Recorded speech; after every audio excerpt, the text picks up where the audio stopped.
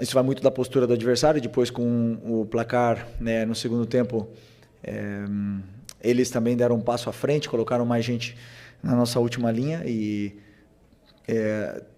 com isso também foi mais difícil defender, mas as chances nossas sempre eram mais claras. E no final fizemos o segundo gol e tomamos um gol aí com um descuido que nos gerou essa sensação de preocupação, né, até o final do jogo, no qual leva ainda mais o nível desse encontro e para vocês verem que não existe coincidência no futebol. Se um time é quinto colocado na 18ª rodada, como é o Mirassol, somente com 2 derrotas é porque o trabalho está sendo muito bem feito. Então, muito mérito do adversário. E contra o Inter, ainda falta. Amanhã eu vou começar a estudar o Inter, mas um confronto, claro, que muito igualado, 2 clubes históricos gigantescos e em igualdade de condições para essas oitavas. Boa noite, Felipe. Aqui, Sidão Marinho da Litoral News. Parabéns, feliz aniversário. Que seus sonhos possam ser realizados. Obrigado. Você falou sobre essa preocupação, né, que a equipe teve na reta final do jogo. Hoje o Flamengo conseguiu chegar àquele segundo gol depois que abre o placar, que você comentou lá no Ceará depois do empate, só que acabou sofrendo o gol. Você acredita que para o jogo do mata-mata da Libertadores contra o Internacional é uma preocupação que você tem, em cima do que você falou também, dessa eficiência da equipe, de finalizar e muitas vezes não conseguir colocar a bola no fundo da rede, ter essa assertividade para não criar essa preocupação na reta final do jogo? Não, a minha preocupação maior é que, primeiro, o time seja sólido na fase defensiva, muito sólido. E hoje realmente não tivemos a solidez que eu gosto, né? Já seja por mérito do adversário, mas também por alguns erros nossos que devem ser corrigidos. Eu sei e eles também sabem disso, né? Mas mesmo assim, o adversário chegou e criou muitas chances de bola parada, né? Com escanteios, com faltas, mas chegou, é verdade que chegou muito na nossa área. E a minha preocupação na fase ofensiva é que o time crie, que consiga chegar e, claro, os jogadores determinantes, com o grande jogo, por exemplo, que fez no outro dia o Cebola, hoje o Lino, a bola quando cai no pé do Arrascaeta sempre ele cria perigo, o Pedro está já também num bom momento, então tudo isso aí faz com que as defesas dos adversários tenham dificuldade de defender e que a gente possa criar. Depois a fase da finalização é um assunto que, como eu já falei várias vezes, os jogadores às vezes chegam mais finos e frescos na frente do goleiro, com mais calma, e outros dias a bola não entra, simplesmente assim. Mas o mais importante é que o time criou. Felipe, boa noite, parabéns. Uma vitória no dia do aniversário, às vezes não acontecia. Eu queria te perguntar sobre essas contratações que o Flamengo fez e como você vê o elenco do Flamengo agora. Teve uma eliminação, claro, mas você está ainda recebendo esses jogadores, não deu para esses jogadores ainda atuarem da forma que você ainda vai preparar. Como você vê essa preparação, pensando, eu não vou falar nem em Libertadores, que está muito em cima aqui agora, pensando no restante da temporada, principalmente Campeonato Brasileiro, e caso continue na Libertadores, se Deus quiser, para você, né? Como você vê esse time encaixando, como você vê esse elenco agora com essas chegadas aí? Bom, primeiro dizer que a janela que o clube está fazendo extraordinária, né? Como eu falei na outra coletiva também, um esforço muito grande do presidente e do Boto para potencializar ainda mais esse elenco que já era altamente qualificado. É verdade que tivemos algumas perdas importantes esse ano, mas não pararam de trabalhar nem um minuto para poder repor essas peças e que a gente possa continuar com esse nível altíssimo, né, desse elenco, que é um elenco muito forte. Pode ser que cheguem mais peças, pode ser que também saiam, né? Talvez a gente esteja com um número elevado de jogadores, pode ser que tenha algumas saídas, mas o mais importante é que a qualidade do elenco continua sendo muito alta e preparados para poder aguentar essa maratona de jogos até o final da temporada. Felipe, boa noite. Boa noite. Parabéns aí, 40 anos.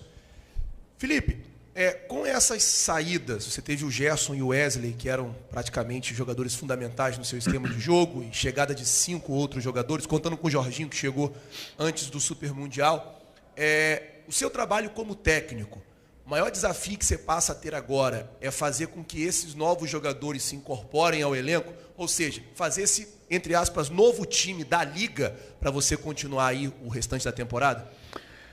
Bom, já também emendando, que eu esqueci de responder, mas boa pergunta, né? Sobre esses jogadores que chegam, eles têm que ainda ganhar o conteúdo todo tático, né?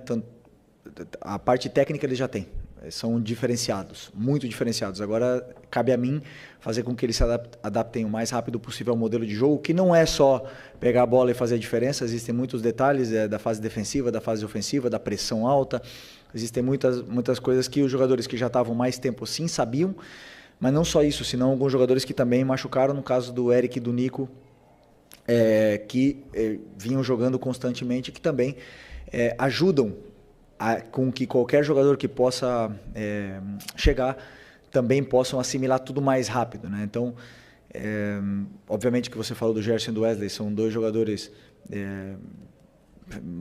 extraordinários que saíram, e agora nós temos jogadores jovens, novos, que também têm fome e ambição de fazer história aqui no Flamengo, a sua história. Então, acredito que vai ser rápido essa adaptação desses novos jogadores, porque treinamos sempre em função do que é o modelo de jogo e o plano de jogo, então vai ser rápido.